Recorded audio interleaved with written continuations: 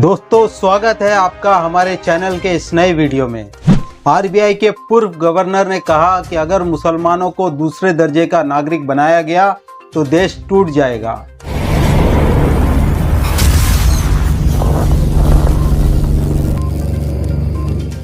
पिछले दिनों रायपुर उड़ीसा में ऑल इंडिया प्रोफेशनल कांग्रेस के 5वें राष्ट्रीय सम्मेलन में पूर्व RBI governor doctor Raghuram Rajan ने अपनी तकरीर के दौरान फाइनेंशियल क्राइसिस से गुजर रहे श्रीलंका की मिसाल देते हुए कहा कि जब कोई देश अपने यहाँ जॉब क्रिएट नहीं कर पाता और अपनी नाकामी को छुपाने के लिए माइनॉरिटीज़ के ऊपर जुल्म करने के रास्ते पर चल पड़ता है तो ये कभी भी देश हित में नहीं होता।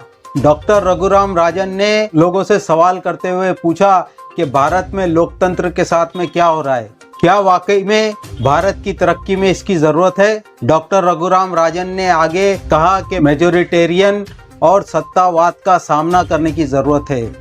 अगर मुसलमानों को दूसरे दर्जे के नागरिक बनाने का कोई भी तरीका इस्तेमाल किया जाता है उससे देश विभाजित हो जाएगा, देश में एक आंतरिक दरार पैदा हो जाएगी और विकास के रास्ते में देश कमजोर पड़ जाएगा, जिसकी वजह से विदेशी ताकतों को हमारे मामले में दखल देने का मौका मिलेगा।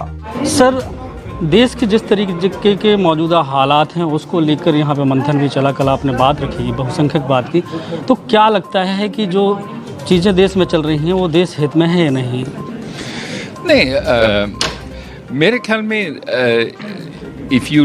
अगर वो भारत के अर्थशास्त्र को देखते हैं अभी तो काफ़ी बड़ा प्रॉब्लम उसमें रोज़गार की प्रॉब्लम है और रोज़गारी को बढ़ाना है। और कैसे बढ़ाएं ये तो नीति कौन सी नीतियाँ इस्तेमाल करते हैं इसमें, ये तो हमारा सबसे बड़ा क्वेश्चन है। मेरे ख्याल में एक तो इंफ्रास्ट्रक्चर को बढ़ा सकते हैं, एक तो एम्प्लॉयमेंट एंटरप्रेन्योरशिप से बढ़ा सकते हैं। अगर काफ़ी सारे छोटे छोटे फर्म्स आ जाते हैं तो वो भी रोज़गारी पैदा करते हैं। और एक जो हमारे बड़े फर्म्स हैं वो अगर जॉब्स क्रिएट करते हैं तो रोज़गारी बढ़ेगी। तो मेरे ख्याल में अभी अर्थशास्त्र का सबसे बड़ा प्रॉब्लम रोज़गारी है, उसको कैसे बढ़ाएं उस पे हमें सोचना है और पॉलिसीज़ क्रिएट करके इम्प्लीमेंट करना है। माइनॉरिटी को लेकर एक आपने बात कही थी कि माइनॉरिटी को सप्रेस करते हैं तो डिवीज़न होगा। ज़रूर डिवीज़न होगा। अगर किसी को सप्रेस करते हो तो वो क्या ऐसे ही लेंगे? तो ये अर्थव्यवस्था के लिए कितना घातक है? अर्थव्यवस्था के लिए बड़ी प्रॉब्लम हो सकती है। अगर यहाँ राइट हो, वहाँ प्रोटेस्ट हो तो मेरे ख्याल में एक तो इकोनॉमी के लिए ग्रोथ चाहिए और जनरल देश के लिए कम्युनल हार्मनी चाहिए।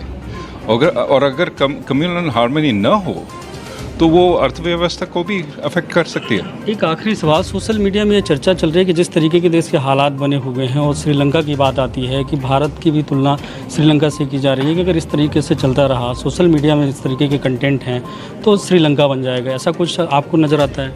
अभी तो हम श्रीलंका से दूर हैं और दूर रहना चाहिए, क्योंकि उस रास्ते पे अगर चलेंगे तो बड़ा ख़तरनाक हो सकता है। कौन सा रास्ता के बारे में बात कर रहा हूँ? उन्होंने तमिल्स को सप्रेस करने की कोशिश की 1980s में और उसके बाद सिविल वॉर हुआ श्रीलंका में, और सिविल वॉर के बाद उनका अर्थशास्त्र भी नीचे चला गया। तो ये जो पॉलिसीज़ हैं इनके कॉन्सिक्वेंसेस हैं और कॉन्सिक्वेंसेस अच्छे नहीं हो सकते हैं, काफ़ी बुरे कॉन्सिक्वेंसेस हो सकते हैं। इसलिए जो मैंने पहले कहा, कम्युनल हार्मनी चाहिए देश में, और अगर कम्युनल हार्मनी हो तो हम आगे बढ़ सकते हैं, काफ़ी आगे बढ़ सकते हैं। हम उम्मीद करते हैं कि ये वीडियो आपको पसंद आएगा। वीडियो पसंद आने पर ज़्यादा से ज़्यादा लाइक कीजिए, दोस्तों के साथ में शेयर कीजिए। ऐसी ही पॉजिटिव खबरों के लिए हमारे चैनल को सब्सक्राइब कीजिए। हम आइंदा फिर मुलाकात करेंगे, तब तक अपना ख्याल रखिए।